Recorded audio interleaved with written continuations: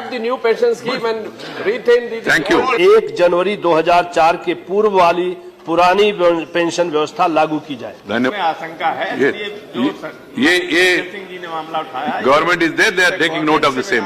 Miss Erman and Karim, Yes, you have to associate. उन्होंने notice दिया भाई, उन्होंने नोटिस दिया पहले उनको please. Yes, indeed. I have already allowed Ram Gopal ji. He had to say. Commission, government constituted a committee, NPS committee, and in that committee, government employees organizations are Right. that is the previous system should be introduced. Right. So far, government has not taken it. Thank you. So a very meager amount is getting as pension those who are retired from the service after the new pension scheme is introduced. That has been. What is your conclusive suggestion? To scrap the new pension scheme and retain the Thank you. old pension Sri scheme. J.C. Chandrasekhar, Sanjay Singh. माननीय महोदय,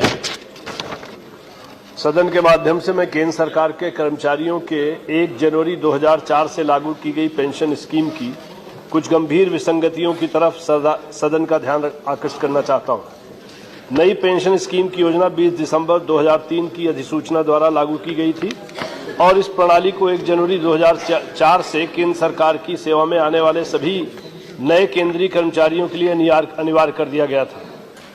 इसकी पूर्ववर्ती pension योजना में कर्मचारियों को मिलने वाली पेंशन उनकी संतोषजनक सरकारी सेवा के प्रतिफल के रूप में और उनको उनके परिवार को सुरक्षा दिलाने के लिए की गई थी।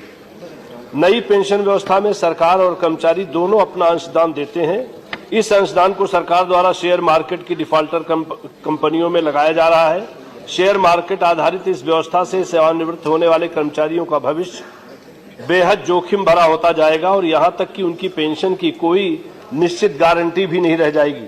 दूसरी बात, पुरानी पेंशन व्यवस्था में सेवानिवृत्त होने वाले हर कर्मचारी को बढ़ने वाली महंगाई के प्रतिपूर्ति के रूप में प्रत्येक 6 माह में महंगाई भत्ता दिए जाने की व्यवस्था थी, जो इस व्यवस्था में नहीं है।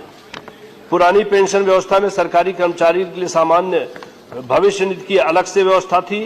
कर्मचारी भविष्य निधि में अपना जो अंशदान देते थे उस पूरी राशि पर सरकार द्वारा एक निश्चित ब्याज दिया जाता रहा है, जबकि नई पेंशन में इसकी व्यवस्था जीपीएफ की व्यवस्था समाप्त कर दी गई है। पेंशन व्यवस्था में जो कुल राशि होती है उसका 40% शेयर मार्केट में लगाया जाता है। सरकारी कर्मचारी जिस दिन रिटायर होता है उस दिन जैसा शेयर मार्केट का जो रुख होता है उस हिसाब से उसे 60% राशि मिलती है। बाकी 40% के लिए पेंशन प्लान लेना पड़ता है और पेंशन प्लान के आधार पर ही उसकी आगे की पेंशन तय होती है। जैसा कि मैं बता चुका हूं, इस पेंशन की राशि में बढ़ती हुई महंगाई के लिए किसी भी तरह की सरकार द्वारा समय समय पर की जाने वाली प्रतिपूर्ति की कोई व्यवस्था नहीं है। नई पेंशन व्यवस्था में सरकारी कर्मचारियों के हितों का कोई ध्यान नहीं रखा गया है और उनकी सेवानिवृत्ति के बाद के आगामी जीवन के लिए सुरक्षा की निश्चित गारंटी। मांग क्या है?